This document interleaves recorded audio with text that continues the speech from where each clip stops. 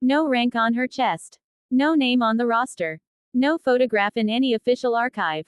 Yet when she walked past, a hardened Navy SEAL commander, 30 years of combat stitched into his posture, stopped, stood straight, and saluted her. Not because he had to. Because he chose to. And no one in that corridor dared ask why. This is not a story you'll find in textbooks or recruitment ads. It doesn't begin with medals or end with applause. It begins in silence, thick, desert silence, on a rooftop overlooking a hostile city where one wrong breath could rewrite history. She was known only by a call sign. Not a nickname, not a title, just a single word spoken over encrypted radio, stripped of identity and emotion. In the Joint Task Force, labels were dangerous. Names got people killed. She wasn't supposed to be there. Officially, women weren't embedded in that capacity. Not in that unit, not on that mission. But war doesn't care about policy, it cares about capability. And capability is exactly why she was flown in under darkness, attached quietly to an Army Special Operations element supporting a SEAL-led hunt for a high-value target. No announcement, no briefing introduction. She arrived the way shadows do, noticed only when they matter. Her rifle case bore no markings. Her uniform carried no patches. Even her boots were unremarkable. If you passed her in a hallway, you'd think she was logistics or intel support. That's how she wanted it. But the men who saw her work knew better. The first time anyone realized what she truly was came 3 hours into Overwatch. A SEAL sniper team had eyes on a compound. Thermal signatures moving. A possible courier. Wind conditions unstable. Distance extreme. The SEAL spotter hesitated. Just for a moment, calculating. Over comms came her voice. Calm. Controlled. Flat. Target confirmed. Window of 5 seconds. The SEAL team didn't argue. They trusted the math. They trusted the voice. One shot. No second round. No correction. The thermal went cold. Silence followed. Not the awkward kind, but the kind that comes when professionals recognize precision. That night, the mission continued.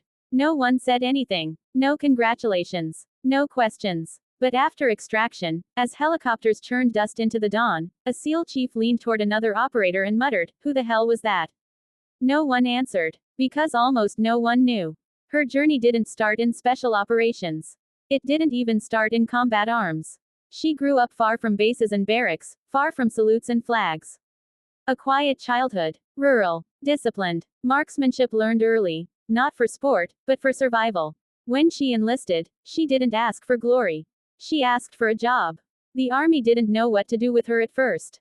She excelled at ranges others struggled on. Wind calls that took instructors minutes, she solved in seconds. Ballistics weren't numbers to her, they were instinct. Still, the system had limits. So she was redirected. Intelligence. Surveillance. Support roles. She accepted every redirection without complaint. And then one day, a colonel from a classified program watched her shoot. He didn't say, "Impressive." He didn't say anything. He just handed her a card and told her to report to a different building, on a different base, at a different time, alone. That was the moment her name disappeared. What followed were years that don't officially exist. Training without insignia. Deployments without records. Missions that never happened. She learned patience the way others learn pain. She learned to breathe when everything screamed to move. She learned that the best sniper is the one nobody remembers. By the time she was attached to the SEAL Task Force, she didn't need recognition. But recognition found her anyway, because on the final night of that operation, everything went wrong. And when it did, rank stopped mattering. Service branches stopped mattering. Gender stopped mattering. Only one thing mattered. Who could make the shot that saved everyone? And she was already breathing out. The failure didn't announce itself with alarms or shouting. It came quietly, like most disasters do. A secondary element moved too early.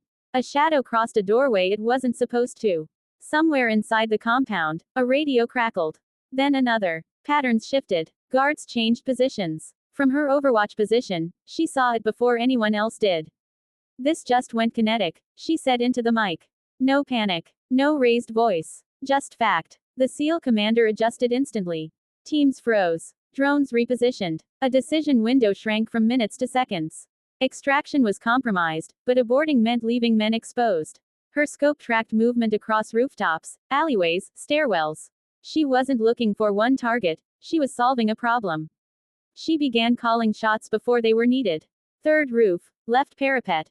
Shooter in 10. The shot came exactly when she said it would. Another guard moved. Another correction. Another round. Her rifle worked like punctuation, ending sentences before they were spoken. What the SEALs didn't know was how long this moment had been building. Her training wasn't traditional sniper school. It was layered, army marksmanship refined by intelligence tradecraft. She learned how people moved before they knew they were moving. She studied human behavior the way others studied maps. She understood that the best sniper shot isn't the longest, it's the most necessary. Years earlier, during a cold weather exercise, an instructor once asked her why she never rushed a shot. She answered, because the shot is already late. I'm just catching up to it. That mindset saved lives that night. When a hidden gunman surfaced with an RPG, something no one else had eyes on, it was her warning that stopped the launch. Back alley, west wall. Fire now. The SEAL gunner didn't hesitate. The explosion never happened. Minutes later, the mission ended. Not cleanly, not perfectly, but everyone came home. Back at the forward operating base, there was no celebration. No high fives. Just quiet gear checks and nods. The SEAL commander finally approached her. He didn't ask her name. He didn't ask her rank. He just said, "You kept my people alive." She nodded once. That was all. For her, that was enough. But word travels differently in elite units. It doesn't spread loudly, it spreads accurately. By the next rotation, commanders were requesting the army shooter. She never stayed long, never embedded twice with the same team. The less familiar she became, the safer she remained. Her existence was a contradiction. A female sniper without an official sniper MOS. A soldier attached to missions that technically excluded her. A professional operating in the gray space where doctrine hadn't caught up to reality. She didn't fight the system. She worked around it. Her records showed transfers, schools, temporary duty. Nothing extraordinary. No combat badges. No citations. But the men who stood next to her in dark places remembered. They remembered the stillness she carried. The way chaos slowed when she spoke. The way she never celebrated a kill, only the absence of one. On one deployment, a young army infantryman once asked her why she never talked about home. She replied, because home exists whether I talk about it or not. This doesn't. That was her truth. Years passed. Operations blurred. Faces changed. Technology evolved. But one thing remained constant. When something had to be done quietly and perfectly, someone would ask for her. Not by name, by reputation. And then came the operation that changed everything. A joint mission larger than anything before. Multiple branches. International observers. Political pressure. Zero tolerance for failure. She was inserted as a technical advisor. But everyone who mattered knew why she was there. Because if the shot had to be taken, she would take it. The compound sat on uneven terrain, surrounded by half-built structures and abandoned vehicles, perfect chaos. Wind currents bounced unpredictably between concrete walls. Distance markers lied. Thermal signatures overlapped. This wasn't a sniper's dream. It was a nightmare. Command wanted confirmation before engagement. Intel wanted positive ID. The window was collapsing. From her hide, she built the shot in her head. Distance, wind layers, temperature, Coriolis effect, target movement, structural interference. It wasn't one calculation. It was hundreds. The target stepped into view for less than 3 seconds. Stand by, she whispered. Someone on comms asked if the shot was viable. She didn't answer immediately. Then, yes, one round. The target dropped. Silence followed. Not relief, not shock, just understanding. Back at base, the mission was declared a success. Briefings were held. Reports were written. Her name wasn't in any of them. That night, as operators moved through the hallway, the SEAL commander saw her packing her gear. He stopped. He faced her. And in front of everyone, he raised his hand and saluted.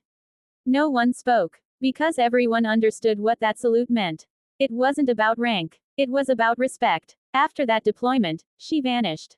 No farewell. No reassignment notice. Just gone. Some thought she'd retired. Others believed she'd moved into training or intelligence.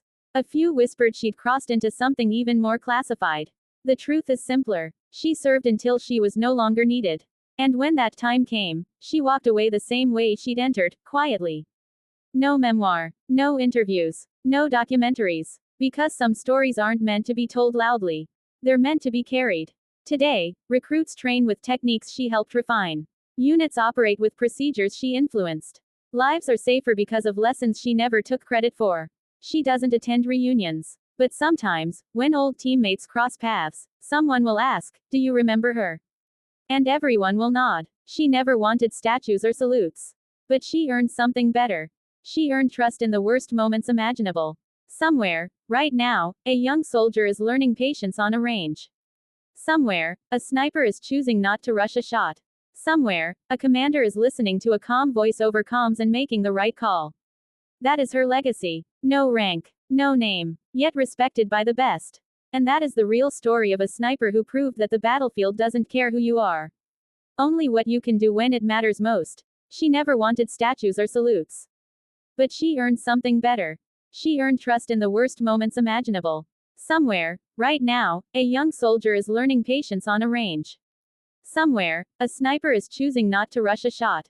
Somewhere, a commander is listening to a calm voice over comms and making the right call. That is her legacy. No rank, no name, yet respected by the best. And that is the real story of a sniper who proved that the battlefield doesn't care who you are. Only what you can do when it matters most.